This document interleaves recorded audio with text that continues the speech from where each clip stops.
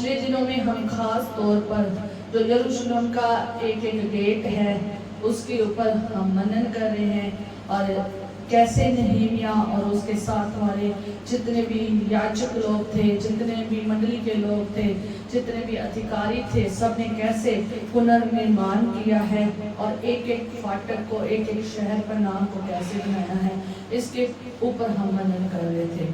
और हम यरूशलेम के टोटल 8 फाटक पढ़ चुके हैं और हर एक फाटक के पीछे जो आध्यात्मिक स्पिरिचुअल मीनिंग बनता है और रिप्रेजेंट करता है वो हमने सीखा है। और आज हम 9th फाटक पढ़ेंगे, 9th गेट पढ़ेंगे, 9वां गेट पढ़ेंगे और वो आप पढ़ सकते हैं नहमीया उसकी 3 बाब और उसकी 29 आयत में। ठीक है, तो आज का जो गेट है वो है पूर्वी फाटक और हिंदी में पूर्वी फाटक और इंग्लिश में ईस्ट गेट। ठीक है, आप पढ़ सकते हैं नहमीया 3 की 29 में। तो यहाँ पर लिखा है कि इनके बाद इमेर के पुत्र सदोक ने अपने घर के सामने मरम्मत की और तब पूर्वी फाटक के रखवाले शकनियाह के पुत्र समयाह ने मरम्मत की। तो यहाँ पर हम आज पूर्वी फाटक के बारे में सीखेंगे। आपने पढ़ लिया है कि मुरम्मत किसने की, आज हम उधर नहीं जाएंगे किसने मुरम्मत की है।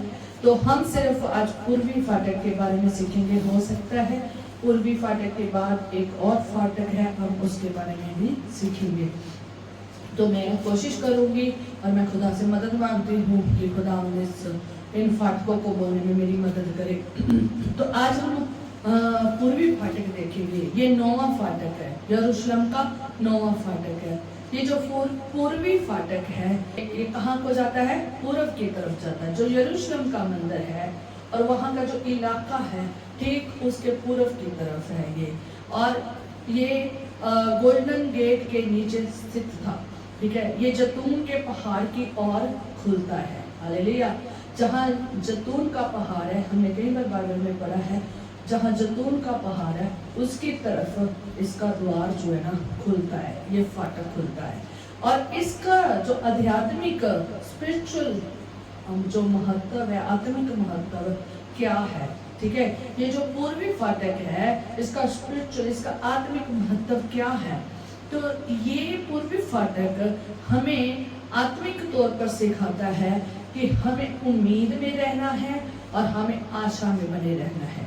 ये उम्मीद और आशा को दिखाता है जो हम किस पे ऊपर लगाई हुई है, परमेश्वर के ऊपर।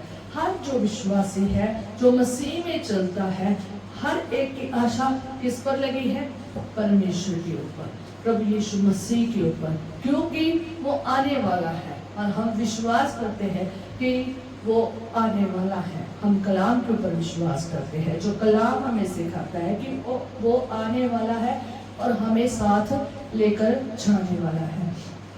और ये जो फाटक है ये सूरज उठने की दिशा में होने के कारण ये प्रभु यीशु मसीह के दूसरे आगमन की प्रतिज्ञा को दिखाता है। ये पूर्व की तरफ है और ये पूर्वी की तरफ है, ईस्ट की तरफ है, जहां से क्या होता है, सनराइज होता है। ठीक है, सूरज उठता है, राइज होता है, जहां से क्या होता है, सूरज उदय होता है। ठीक है, उठता है। ठीक है, तो प्रभु यीशु मसीह का ये क्या है, प्रतीक है, प्रभु यीशु मसीह के आने का प्रतीक है। ये जैतून पहाड़ जो खुलता है ये भी प्रभु यीशु मसीह की भविष्यवाणी का प्रतीक है। ठीक है, तो इसलिए ये माना जाता है कि प्रभु यीशु मसीह जब दोबारा आएंगे, दूसरा आगमन होगा, सेकंड आगमन होगा, सेकंड बार जब यीशु मसीह आएगा तो इस फाटक से उसे साफ देखा जा सकता है। हालेलुया। तो ये भविष्यवाणी भी है। आप ये भविष्यवाणी जकरिया उसकी 14 उसकी 4 में पढ़ सकते हैं। हालेलुया। जकरिया उसका 14 बाब उसके 4 में आप यीशु मसीह के आने की भविष्यवाणी को देख सकते हैं। और वहां पर जब आप पढ़ते हैं तो जकरिया 14 उसके 4 में लिखा है कि उस दिन में जैतून के पर्वत पर पाँव रखेगा जो पूरब की ओर यरूशलेम के सामने है। तब जैतून का पर्वत पूर्व से लेकर पश्चिम तक बीचों बीच से फटकर बहुत बड़ा खड्डा हो जाएगा। तब आधा पर्वत उत्तर की ओर और आधा दक्षिण की ओर हट जाएगा। हालेलुया। तो ये जकरिया ने भविष्यवाणी की थी प्रभु यीशु मसीह के आने की, ये यहोवा के आने की, खुदा के आने की, परमेश्वर के आने की, कि दूसरा जब आगमन होगा, ये प्रभु यीशु मसीह के दूसरे आगमन की भविष्यवाणी है कि जब वो आएगा तो वो जैतून के पर्वत पर अपना पैर रखेगा और यरूशलेम के सामने की ओर, ये पूर्व है, पूर्व की ओर है, ठीक है, यरूशलेम के सामने पूर्व की ओर है। और जब जैतून पर्वत पर पूर्व से लेकर पश्चिम तक जब वो पाँव रखेगा, जैसे ही प्रभु यीशु मसीह जैतून के पर्वत पर पैर रखेगा, जो कहाँ किस तरफ है, यरूशलेम के सामने है, जो पूर्व की ओर है, तो तब क्या होगा कि जैतून का जो पर्वत है वो क्या होगा, फट जाएगा, बीचों बीच क्या हो जाएगा, फट जाएगा और एक बड़ा खड्डा बन जाएगा। और आधा पर्वत उत्तर की ओर हो जाएगा और आधा पर्वत पश्चिम दक्षिण की ओर हो जाएगा। दोनों हिस्से अलग अलग हो जाएंगे और जब ये हिस्से अलग होंगे तब बहुत बड़ा भूकंप आएगा। आगे भी आप आयत पढ़ सकते हैं, तो मैंने लिखी नहीं है तो आप पढ़ सकते हैं, आप जाकर पढ़ सकते हैं, ठीक है। तब बहुत बड़ा भूकंप आएगा और परमेश्वर जो यहोवा है, वो जो प्रभु यीशु मसीह है, नासरी हमारा परमेश्वर है, वो इस अपने पवित्र लोगों के साथ होगा। कहाँ पर होगा, वहां पर होगा, ठीक है, जहां पर यरूशलेम में है, ठीक है, पूर्व की ओर वहां पर होगा, ठीक है। तो जो परमेश्वर यहोवा है, जो प्रभु यीशु मसीह जब आएगा तो वो अपने पवित्र लोगों के साथ रहेगा और दिन का उजाला नहीं होगा। वहां पर आप पढ़ सकते, लिखा हुआ है, ठीक है, दिन का उजाला नहीं होगा। दिन की जो ज्योतियां हैं, ज्योतिगण है, वो सिमट जाएंगी और जो लगातार क्या होगा, लगातार एक ही दिन होगा, ठीक है, ना दिन होगा और ना ही रात होगी, लगातार एक ही दिन होगा। और वो कैसा होगा, सांझ के समय का, सांझ मीन्स शाम के समय का, ठीक है। तो एक समय ऐसा आता है जब सूरज क्या हो रहा होता है, ढल रहा होता है, और ढल गया होता है, और दूसरा जब रात भी नहीं होती, मीन्स बिल्कुल चानन तो होता है पर लेकिन सूरज नहीं होता, क्योंकि सूरज जैसे जैसे उदय होता है वैसे वैसे तपस को होता है। वो तपस हमारे जीवन में नहीं होगी, वो भगत लोगों के जीवन में तपस नहीं होगी, ठीक है। ये ना रात की चांदनी हमारे जीवन में होगी, ठीक है। एक ही हमारा सूरज, एक ही हमारा जो सूर्य की से भी ज्यादा चमकने वाला, उजाला देने वाला परमेश्वर हमारे साथ होगा। हालेलुया। तब ये धरती की जितनी भी आकाश की ज्योतियां हैं, इनकी जरूरत नहीं होगी। ये वो उजाला होगा जिसमें ना कोई अंधेरा है, ना कोई तपस है, ना कोई गर्मी है, बल्कि आशीष ही आशीष है। हालेलुया। याद रखे, ये पूर्वी फाटक हमें उम्मीद दिलाता है, हमें आशा को दिखाता है। ये पूर्वी फाटक ये हमें आशा को दिखाता है, क्योंकि ये भविष्यवाणी अभी पूरी नहीं हुई है। भविष्यवाणी आने वाले समय में पूरी होगी और हमारी आशा हमारे परमेश्वर के ऊपर लगी है, हमारी उम्मीद उसी के ऊपर है। और सब विश्वासी इस बात के ऊपर पूरा ध्यान लगाकर बैठे हैं कि प्रभु यीशु मसीह जल्द आए, ठीक है। क्यों? क्योंकि यहाँ के दुख बहुत ज्यादा हो गए हैं। सो याद रखे, जो पूर्वी फाटक है ये हमें उम्मीद और आशा को दिखाता है, और हमारी जो उम्मीद है, जो हमारी आशा है, वो हमेशा के लिए किसके ऊपर बनी रहनी चाहिए? हमारे खुदावन के ऊपर, हमारे परमेश्वर के ऊपर। आज की डेट में विश्वासी जो हैं वो लगा तो रहे हैं आशा, उम्मीद तो लगाकर बैठे हैं, पर लेकिन कहीं ना कहीं वो अविश्वासी हो जाते हैं। क्यों?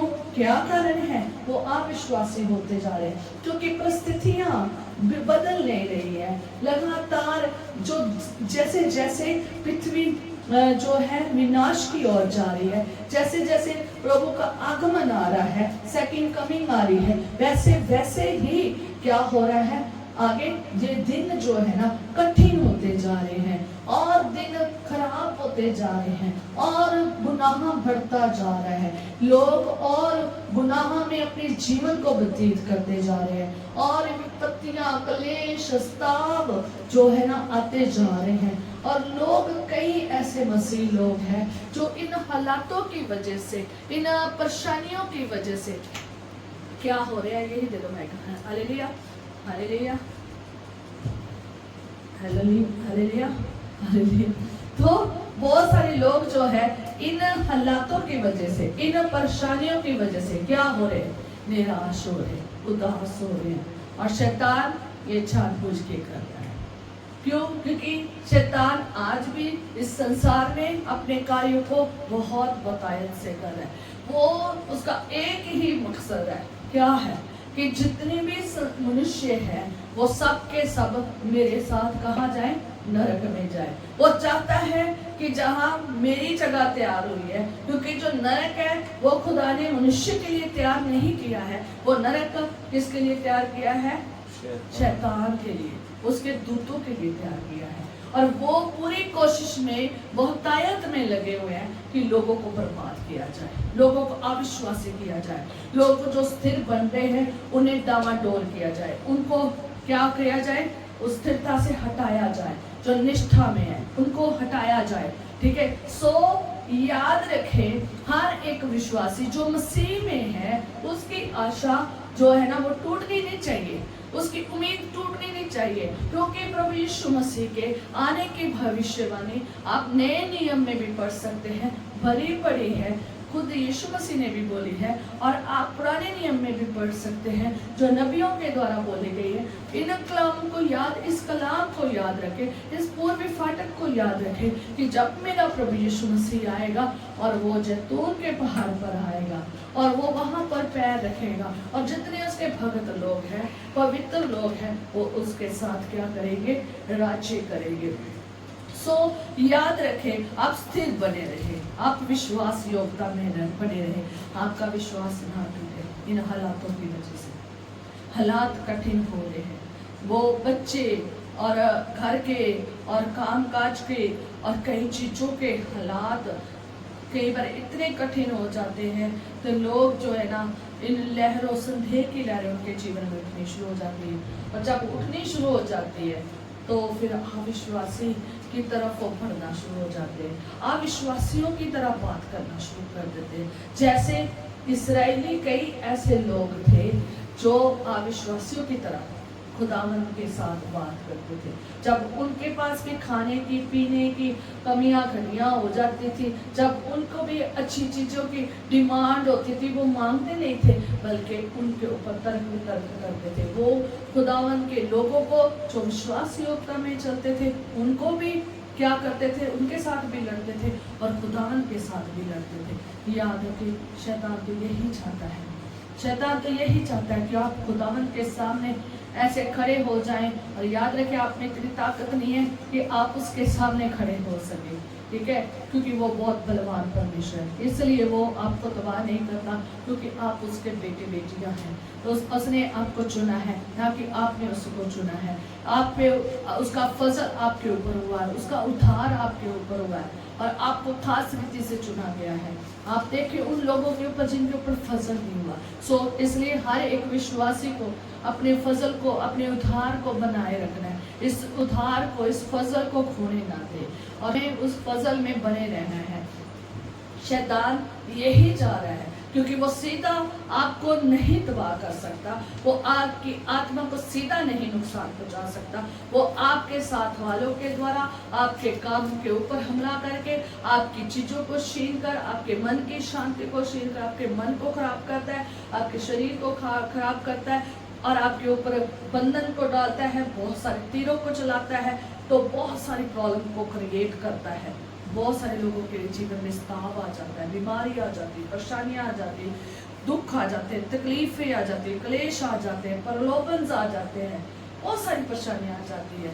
याद रखिए, उसमें स्थिर खड़े रहिए और सारे हथियार को पहनकर खड़े रहे।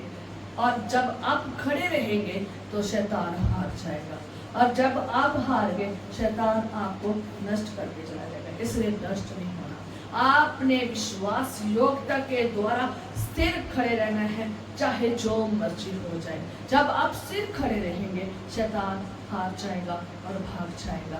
जब हम खुदावन को समर्पित कर देंगे, जब हम अपना आप उसे समर्पित कर देंगे, तो जब समर्पित कर देंगे तो शैतान भाग जाएगा, क्योंकि ये खुदा के वचन में लिखा है कि यहोवा खुदावन के अधीन हो जाओ, परमेश्वर के अधीन हो जाओ, समर्पित करो। जब आप कर दोगे वो शैतान क्या हो जाएगा, भाग जाएगा।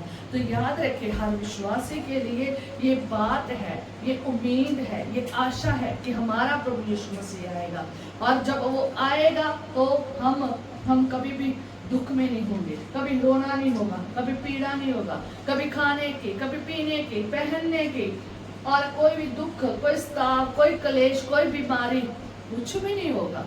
सब कुछ क्या होगा, आनंद ही आनंद होगा, खुशी ही खुशी होगी। इसलिए हर विश्वासी को दुखों में भी, क्लेशों में भी, बीमारियों में भी, मुश्किलों में भी, स्ताव में भी विश्वास योग्य, ईमानदार, वफादार, निडर, त्याग, दृढ़ता, स्थिरता में बने रहना है। आप मुकुट पाएंगे, आप परमेश्वर के साथ राज्य करेंगे। हालेलुया। तीतुस उसका 2 बाब उसकी 13 आयत, तीतुस उसका 2 बाब उसकी 13 आयत में परमेश्वर का वचन कहता है, और उस धन्य आशा की अर्थात अपने महान परमेश्वर और उद्धारकर्ता यीशु मसीह की महिमा के प्रकट होने की बाट जोते रहे, कि और जोते रहे में सब प्रतीक्षा करते रहे। याद रखें, धन्य आशा कौन है, हमारा महान परमेश्वर, हमारा उद्धारकर्ता प्रभु यीशु नासरी, जो महिमा में प्रकट होने वाला है। उसकी बाट को जोते रहे, निराश ना होए, उदास ना होए, अविश्वासी ना होए, कमजोर ना पड़े, और ऐसे ना बिखर जाए, टूट ना जाए, उसमें बने रहे। हालेलुया। उसके पाठ जोते रहे, जितने दुख मुसीबत कलेश आते उतनी पाठ जोड़े, जितना दुआ करने को मन न करे, बल्कि अपने शरीर को मारकर दुआ करे। हमने मारना है अपने शरीर को, हमने मारना है उन अभिलाषाओं को, हमने मारना है ये सब चीजों को, दुआ करनी है, ताकि आप खुदा में पढ़ते रहे। पाठ तभी जोई जाती है जब आप वचन में पढ़ते हैं, जब आप प्रार्थना में पढ़ते हैं, जब आप उसके कार्य को, सेवकाइयों को करते हैं, जब आप उसके प्रेज और प्रस्तिश करते हैं, आप उसकी तरफ जाते रहते हैं, आप उसकी तरफ ताकते हैं, और वो आपको ताक रहा है। इसलिए आपकी आशा टूटनी नहीं चाहिए, आपकी आशा परमेश्वर में बनी रहनी चाहिए। वो हमारा परमेश्वर महान है, वो हमारा उद्धार करता है, और हमने उसकी प्रतीक्षा में वेट करते रहना चाहिए। आज बहुत सारे प्रतीक्षा नहीं करते हैं, वो कहते आज ही सब कुछ मिल जाए, ठीक है, आज ही यीशु मसीह आ जाए, चाहे वो तैयार है या नहीं। अभी जिंदगियां तैयार नहीं है, अभी जिंदगी में अविश्वासीपन है, बार बार आ जाता है अविश्वासीपन, बार बार निराशा आ जाती है, बार बार दुख आ जाते हैं, बार बार तकलीफें आ जाती है, उसकी वजह से टूट कर बिखर जाते हैं, और खुदावंद के साथ तर्क वितर्क करते हैं, लड़ते हैं, कलाम सुना कर उसे कहते हैं, लेकिन अपनी तरफ नहीं ध्यान देते कि मुझ में क्या कमजोरी है, मुझ में क्या घटी है, मैंने कहाँ गुनाह कर दिया, मैंने कहाँ गलतियां कर दी, मैंने कौन से कार्य नहीं किए, मैंने कौन सी बात को नहीं जोड़ा है, मैंने कौन से कार्य खुदा के नहीं किए है, जिसकी वजह से आज मैं इन मुश्किलों में से चल रहा हूँ। अगर मैंने कुछ गलत नहीं भी किया है, अगर फिर भी शैतान मेरे ऊपर हमला कर रहा है, तो आपको उसके सामने स्थिर खड़े होने के लिए आपको परमेश्वर में विश्वास योग्य होना पड़ेगा, और सामर्थ में भरना पड़ेगा, और हथियार पहनने पड़ेंगे। अगर आपने पूरे हथियार पहने हैं, मैंने पिछली बार भी कहा था, अगर आपने पूरे हथियार पहने हैं, जागृत है आपने कोई पोर्टल नहीं खोला है, आप आराधना कर रहे हैं, आप खुदा में विश्वास योग्यता के साथ चल रहे हैं, लगातार प्रार्थना कर रहे हैं, तो शैतान के आप एक एक तीरों को, जो युक्तियां हैं, जो प्लान हैं, हमले हैं, उनको आप नष्ट कर देंगे, क्योंकि आप लगातार सामर्थ कहां से ले रहे हैं? ऊपर से। आपके ऊपर लगातार खुदा का कनेक्शन है। जब आपका कनेक्शन टूट जाएगा, जब आप उससे अलग हो जाएंगे, जब आप उससे दूर हो जाएंगे, जब आप उसकी विरोधता करेंगे, तो खुदावन भी आपकी हेल्प नहीं करेगा। खुदावन को वो लोग चाहिए जो आज्ञाकारी है, जो उसके अंदर रहते हैं, ना कि उसके साथ लड़ते हैं, झगड़ते हैं, विरोध करते हैं, क्रोध करते हैं। खुदावन के ऊपर क्रोध करना आप बहुत मुश्किल में आ जाओगे। इसलिए याद रखें, आपकी आशा बनी रहनी चाहिए, कैसी भी परिस्थिति में क्यों ना हो, कैसी भी परिस्थितियां क्यों ना हो, आपकी आशा बनी रहनी चाहिए। और आप ये मटेरियल जो दुनिया की आशीषें हैं, जिसकी वजह से आप परेशान हो रहे हैं, और इस शरीर के ऊपर मन ना लगाए, इन अभिलाषाओं के ऊपर मन ना लगाए, ये दुनिया के मटेरियल के ऊपर आशा ना लगाए, इनके ऊपर ये एक दिन सब मिट जानी है। ये सारे मटेरियल, ये सब चीजें मिट जानी है, ये शरीर भी मिट जाना है। किसने जाना है? आत्मा ने। आत्मा ने जाना है। अगर आपकी आत्मा ही नहीं परमेश्वर के लिए तैयार होगी, तो कोई फायदा नहीं है, कोई फायदा नहीं है, इतना कोई फायदा नहीं है। इतनी अगर आप खुदा में चलते हैं तो ठीक है, आप कहते भी हैं कि मैं खुदा में चल रहा हूँ, पर लेकिन और चल भी सही नहीं रहे हैं, तो कोई फायदा नहीं है। हम जानते हैं हम परफेक्ट नहीं है, हम जानते हैं हमें बहुत सारी कमियां हैं, पर लेकिन इतनी मटेरियल के ऊपर, मटेरियल जो दुनिया का है, उसकी वजह से आप खुदा के साथ खफा होते हो, लड़ते हो, तो ये बिल्कुल बात अच्छी नहीं है। हम जानते हैं ये सारी चीज़ों की जरूरत है। हमेशा अपने आप को ऐसा बना ले कि खुदावंद अगर ये चीज़ नहीं भी मिली तो कोई बात नहीं, मुझे तसल्ली दे, मैं इसके ऊपर मन ना लगाऊं, मेरा मन इससे हट जाए और मैं तेरी तरफ देखूं। ये मटेरियल मेरी जिंदगी में ना आए, ये चीज़ों की कमियां, घटियां मेरी जिंदगी में ना आए, ये नुकसान, ये क्लेश, ये दर्द, ये बीमारी मेरी जिंदगी में गिरने का नहीं, बल्कि इसमें मैं विजय पाऊं और विक्ट्री पाऊं और तुझ में बढ़ते जाऊं। सामर्थ मांगे, आशीष मांगे, आशा मांगे और खुदावन की बाट को जो करें। आज बहुत सारे लोग खुदावन की प्रतीक्षा नहीं कर रहे हैं, आज लापरवाह होकर अपनी जिंदगी को व्यतीत कर रहे हैं, और उनके सवाल पता क्या है? कोई बात नहीं, जब आएगा देखी जाएगी, फिर देखेंगे, फिर क्या देखेंगे, फिर कैसे प्रतीक्षा करेंगे। जब वो आएगा वो तो अपने भक्त लोगों को उठा के ले जाएगा। फिर आप जो लापरवाही से जिंदगी जी है, आपने जो तेल इकट्ठा ही नहीं किया अपने जीवन में, आपने तो दूसरी चीजें इकट्ठी करने में लगा दी। किसकी? आप तो बाजार में घूम रहे थे। वो 5 कुंवारियां जो मूर्ख थी, वो कहाँ चली गई? बाजार। बाजार में क्या मिलता है? क्या मिलता है? दुनियावी चीजें, दुनिया की चीजों में वो चली गई। हमने इस बाजार में नहीं जाना है। इस बाजार में तेल वो वाला जो खुदा का है ना, वो नहीं मिलता। वो बाजार क्या करता है?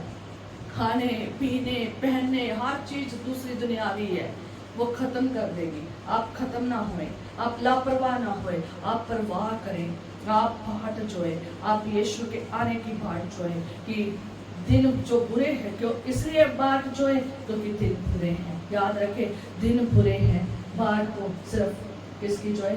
यीशु की। उसकी प्रतीक्षा करें, उसकी तरफ आंखें लगा कर रखें। ये पूर्वी फाटक उस तरफ खुलता है जिस तरफ से खुदा यीशु नासरी ने आना है। आपकी भी ऐसे ही प्रतीक्षा करनी चाहिए। और दूसरा पत्रस 3:11 और 12 में लिखा है, तो जबकि ये सब वस्तुएं इस रीति से पिघलने वाली है, तो तुम्हें पवित्र चाल चलन और भक्ति में कैसे मनुष्य होना चाहिए, और परमेश्वर के उस दिन की प्रतीक्षा किस रीति से करनी चाहिए, और जल्द आने के लिए कैसा यत्न करना चाहिए, जिसके कारण आकाश आग से पिघल जाएगा और आकाश के गण बहुत ही तप्त होकर गल जाएंगे। ये सारी चीजें, सब वस्तुएं जिसके पीछे दुनिया भाग रही है, आज बहुत सारे मसीह भी भाग रहे हैं। ठीक है, हम भी कभी कभी अपने ट्रैक से हट जाते हैं और उधर को हालातों की तरफ बढ़ना शुरू हो जाते हैं, उन मुसीबतों की तरफ बढ़ना शुरू हो जाते हैं, उनकी तरफ फोकस करना शुरू कर देते हैं। किसकी तरफ? हालातों की तरफ। जब पतरस पानी में उतरने के लिए यीशु मसीह को कहता है कि मैं भी पानी में चलना चाहता हूँ, और जब उसने पानी को देखा तो वो डूबना शुरू हो गया। ठीक है, और ये पानी आपको डुबो नहीं सकता जब तक आप खुदावंद को देखते हैं। आज बहुत सारे लोग इसी प्रकार से अपना ट्रैक चेंज कर लेते हैं। ध्यान किसकी तरफ होना चाहिए? परमेश्वर की ओर, यीशु की ओर। ध्यान किसकी तरफ देखते हैं? ध्यान किसकी तरफ देते हैं? पानी की तरफ, जो डुबोने के लिए, जो डुबो देता है, जो खत्म कर देता है। आज याद रखें, परिस्थितियों की तरफ ना देखें, शरीर की हालत अच्छी है या बुरी है उसकी तरफ ना देखें। ये शरीर एक दिन खत्म होना चाहिए, खत्म हो जाना है। आपने इस शरीर में रहकर आराधना करनी है। किसकी? खुदा। हालेलुया। और खुदा की आराधना करनी है। कहो कि मैंने इसको खुदावंद के लिए इस्तेमाल कर देना। याद रखें, आपके बच्चे आपकी कमजोरी ना बने, आपके जीवन में ये बच्चे और आप मिलकर आराधना करने वाले बने। और ये जितनी भी संसारिक वस्तुओं के पीछे दौड़ लगी हुई है, और जब मिलती नहीं है, और जब नुकसान आते हैं, जब आशीषें रुक जाती है, जब परीक्षाएं आ जाती हैं, जब प्रलोभन आ जाते हैं, मुश्किलें आ जाती हैं, तब याद रखें ये सब चीजें मिट जानी है, खत्म हो जानी है। ये दुनिया का मटेरियल, सारी वस्तुएं आज जो मेरे पास भी दिख रही है ना, आज जो मेरे इर्द गिर्द में भी दिख रही है, जो आज तमाम दुनिया देशों शहरों में भी दिख रही है, ये सब खत्म हो जानी है। ये शरीर खत्म हो जाना है और सिर्फ आत्मा नहीं जाना है। उस आत्मा के ऊपर अपना कार्य करें। ये सब वस्तुएं के तब पिघल जाएंगे। आकाश के गण सब तप कर गल कर पिघल जाएंगे, और क्योंकि परमेश्वर आने वाला है। और हमारा पवित्र चाल चलन ठीक होना चाहिए, हमारा जीवन भक्ति का होना चाहिए। आज भक्ति बिगड़ रही है। कारण क्या है? महाराजा खुदा ने बरकत नहीं दी, तो चलो खुदा हमारा काम खराब हो गया तो हम क्या हो जाते हैं? बिगड़ जाते हैं, हम निराश हो जाते हैं, उदास हो जाते हैं, क्योंकि हमारा मन उसके ऊपर लगा था और वो चीज हमें मिली नहीं, तो हमारा मन उदास हो जाता है, बिगड़ जाता है। याद रखें, कहें कोई बात नहीं, ये रास्ता बंद हुआ है, आगे नया रास्ता खुदावन खोलेगा। ये मटेरियल है, ये चीजें हैं, ये सब क्या हो जानी है? खत्म हो जानी है। तो हम अगर विश्वासी योग्यता के साथ परमेश्वर के साथ चलेंगे तो आपको जो खुदावन जरूर बरकत देगा। अय्यूब को देखें, उसने कोई मटेरियल के ऊपर आशा नहीं लगाई, सब मिट गया, उसने आशा परमेश्वर पर लगाई और खुदावन ने उसे डबल आशीष दी। हालेलुया। हम भी आशीष पाएंगे। हालेलुया। सो याद रखें, हम भी आशीष पाएंगे। ये जो पूर्वी फाटक है हमें स्पिरिचुअल तौर पर दिखाता है कि यीशु मसीह आने वाला है, हमें तैयार हो जाना चाहिए। किस प्रकार? जैसे 5 समझदार कुंवारियां तैयार थी, उनकी मिसालें, उनकी कुप्पियां तेल से भरी हुई थी। हमें भी तो कैसे करना है? कुप्पियां और मिसालों को भर लेना है। सो तैयार हो जाए जैसे समझदार कुंवारियां तैयार थी, उनकी कुप्पियां, उनकी मिसालें तेल से भरी होनी चाहिए।